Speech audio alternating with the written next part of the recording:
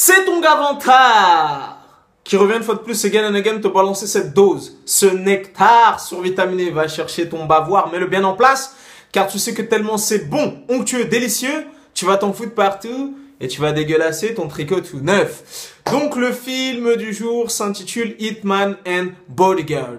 Donc moi je l'ai vu hier en avant-première, le film sort aujourd'hui même. Au casting de ce film, tu retrouves ma man, Ryan Reynolds, ainsi que l'increvable Samuel L. Jackson. Parce que je viens d'aller regarder sur Wikipédia, le mec a presque 70 piges, il a 68 ans. Et pour le coup, en le voyant dans ce film, le mec a quand même bien vieilli. Il s'en sort bien comparé à pas mal d'acteurs de sa génération. Bon, ben écoute, j'ai envie de te dire, sans surprise, le film est un film de vidéoclub, voilà. Franchement, Ryan Reynolds, moi je l'ai découvert dans le film Van Wilder. Je sais pas si tu l'avais vu, c'était un espèce de American Pie qui était sorti au début des années 2000.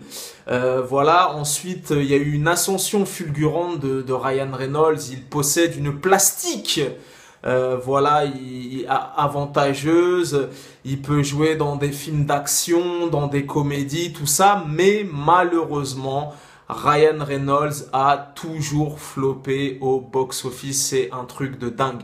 Je viens d'aller regarder, si tu veux aller voir, tu vas sur le Wikipédia US. La fiche Wikipédia US de Ryan Reynolds et tu regardes sur les 10 dernières années tous les films où il avait, comment dirais-je, pour responsabilité, il portait le film littéralement sur ses épaules. Tous les films se sont cassés la gueule au box-office. Que ce soit Green Lantern, que ce soit l'espèce de contrefaçon de Men in Black qu'ils avaient fait, que ce soit des comédies à la con, il s'est flop sur flop, mais vraiment flop sur flop. Donc les États-Unis boudent cet acteur canadien, je sais pas, pourtant il a tout pour lui, il a la gueule du gendre idéal, il a la musculature adéquate, mais malheureusement ça prend pas, voilà. Donc en gros, en tout et pour tout, pour résumer et synthétiser sa carrière, en prenant un petit raccourci, Deadpool a été son plus grand succès critique et commercial. Voilà, Deadpool, il a coûté 50 millions de dollars, tu vois, c'est un budget c'est des clopinettes pour un film de super-héros. Et à l'international, il en a rapporté plus de 800. Voilà, à ce jour, c'est son plus grand succès. Donc j'ai envie de te dire qu'il se focalise sur Deadpool 2, mais tout ce qui est aventure solo, tout ça, tout ce qu'il a fait ces 10 dernières années, à une exception près, je sais pas, sur 10 films, il y a eu 9 flops et peut-être un film qui est rentré dans ses frais, mais il fait flop sur flop. Donc voilà, pour en revenir à ce film, il est pas déplaisant, voilà, il est pas déplaisant, je suis mitigé, je suis tiraillé. Voilà, en fait, bon, comme je t'ai dit, ça reste un film de vidéoclub. Ça reste un film de vidéoclub, il n'y a pas à chier. C'est pas le blockbuster de l'année 2017. C'est pas le film qu'il faut rater sous aucun prétexte. C'est un film de vidéoclub, mais il est quand même plaisant. Tu vois, j'ai pris quand même plaisir à le voir, malgré que ça reste un film de vidéoclub qui aurait dû sortir directement tu vois, même le budget du film, tu sens qu'il est un peu cheap. Moi-même, quand j'ai été voir le film, j'avais même pas vu la bande-annonce dans les salles tu vois, normalement, quand tu vas voir un film, ils t'ont déjà matraqué la bande-annonce pendant 2 mois, tout ça et tout. Moi, en allant au cinéma voir ce film, je n'avais même pas vu la bande-annonce une seule fois. Tu vois, je me suis dit peut-être ils étaient ric-rac au niveau du budget promo et j'ai même pas vu une seule fois la bande-annonce dans une salle de cinéma et pourtant j'ai déjà été plus de 100 fois au cinéma depuis le 1er janvier. Donc à l'arrivée, comme je t'ai dit, ça reste un film de vidéoclub de bonne facture. Tu vois, ce film m'a fait penser tu te rappelles le film avec Gérard Butler, les 2 films qu'il a fait là, Attaque sur Londres, La chute de Londres et je sais pas quoi là, les deux films qu'il a fait là, c'est un petit peu dans la même veine. Voilà, c'est du grand n'importe quoi, ça canarde à tout va, ça défouraille à tout va, ça explose à tout va. Donc comme je t'ai dit, voilà, le duo Ryan Gosling et Samuel L. Jackson fonctionne assez bien. Même s'il y a quelques répliques à la con, même si, voilà, il y a une petite alchimie quand même.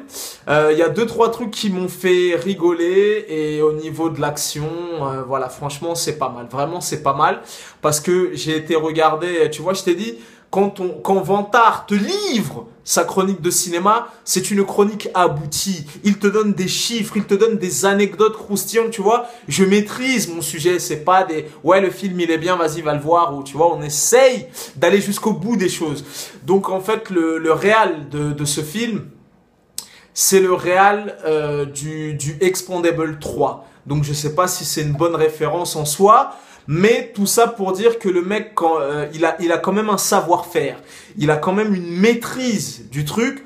Donc à l'arrivée, sur la globalité du film, il y a quand même de sacrées scènes d'action. Voilà, il y a vraiment pas mal de scènes d'action, dont une scène d'action avec Samuel L. Jackson qui fait une course de hors-board à Amsterdam. Il y a des grosses séquences d'action de 1/4 d'heure, 20 minutes. Donc voilà, c'est un film décomplexé. Voilà, t'y vas. Moi, j'y suis allé hier avec mon popcorn 375 centilitres. J'étais Kamas et voilà, et je rigolais de temps en temps et ça castagne et voilà. En tout cas, si tu vas pour l'action et l'action pure, je pense que tu ne seras pas déçu. Voilà. Après, personnellement, je recommanderais quand même ce film à des gens comme moi qui sont détenteurs, je sais même pas si ça se dit, détenteurs de la carte passe illimitée, voilà. Après, ceux pour le coup qui vont payer plein pot leur place, ça peut peut-être leur laisser un goût amer et leur laisser un truc au travers de la gorge. Voilà.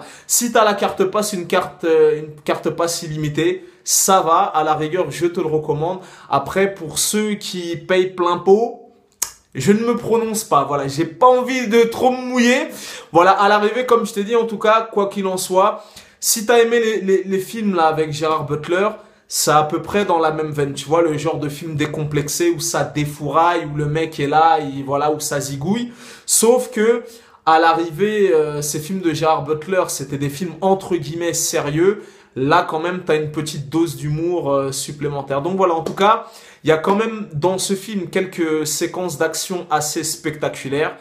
Bon, après, le film, il faut le prendre au 122e degré parce que Samuel L. Jackson, il a 70 piges et ça devient le nouveau Jean-Claude Van Damme, alors que le mec, il a 70 piges, il saute d'immeuble en immeuble, il fait des cabrioles et compagnie. Mais à l'arrivée, le sujet est quand même maîtrisé. Le cahier des charges est rempli, t'en auras pour ton oseille en dose d'explosion, de fusillade, de galipette et de course-poursuite, avec un soupçon d'humour, voilà. Samuel L. Jackson est toujours impeccable. Le casting est pas trop mal. Tu retrouves notre Frenchie, comment elle s'appelle, Elodie Young, c'est ça, la meuf qui joue dans Defender et dans Daredevil. Salma Hayek, Gary Oldman, Ryan. Voilà, il y a un petit casting assez sympa malgré tout. Donc voilà. Donc comme je t'ai dit, je t'ai balancé les infos. Si t'as la carte passe, tu peux y aller. Si t'as pas la carte passe, réfléchis à deux fois. Mais voilà, en tout cas, c'est pas déplaisant. Ça se laisse regarder. C'est pas le film de l'année, mais voilà, j'en suis pas ressorti écœuré, outré. Ça se laisse regarder gentiment. Comme je t'ai dit, le cahier des charges est respecté. À l'arrivée, c'est pas trop mal. Ça reste un bon divertissement, correct, de bonne facture. Crois-moi, je me suis mangé assez de bananes dans le fion cette année pour reconnaître quand même un film qui sort un petit peu du lot. Voilà, c'est pas le film de l'année, mais il est cool. C'est du fun. Voilà, c'est du fun. Tu vas tranquille, sans pression. Tu poses ton cerveau devant la salle de cinéma et quand tu ressors, tu récupères ton cerveau, tu le remets. Voilà, tu passes un bon moment. C'est assez fun. Voilà. Tu connais ce dicton légendaire? Les goûts, les couleurs, ça ne se discute pas. Si t'as la vie de vantard, c'est toujours le bon. Peace and love.